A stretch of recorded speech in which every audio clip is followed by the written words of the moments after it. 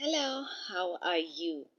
Philippians chapter 2, verse 14 to 15, Bible says, "Do everything without complaining and arguing, so that no one can criticize you. Live clean, innocent lives as children of God, shining like bright lights in a world full of crooked and perverse people."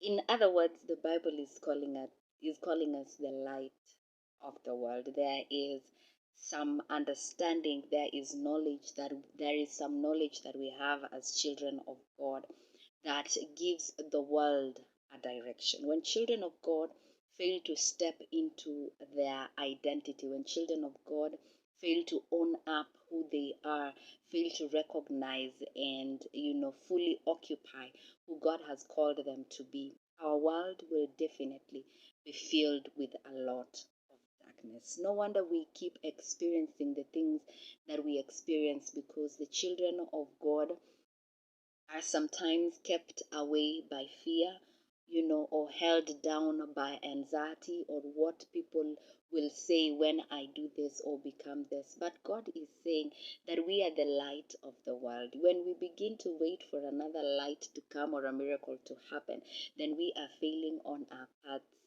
On our part as believers, as children of God. I believe that it is high time that we recognize who we are, speak for the things that we know we need to speak for, and speak against the things we need to speak against. And not only that, lead by example. Paul said to Timothy that be an example in act, in conduct, and in speech. That is how we be a light to the world, because there are things we need to say, there's a way we need to act, there are things that people need to see in us that will give them direction. Most of the time, maybe we might not even need to speak to give direction. We might just need to show up in our identity. We only need to accept who we are in Jesus Christ, to accept who God has made us in Him and on the earth, so that other people can see what is going on in our lives or what we are doing when we are surrounded by certain situations. So the world is waiting on you to fully occupy your identity as a child of God.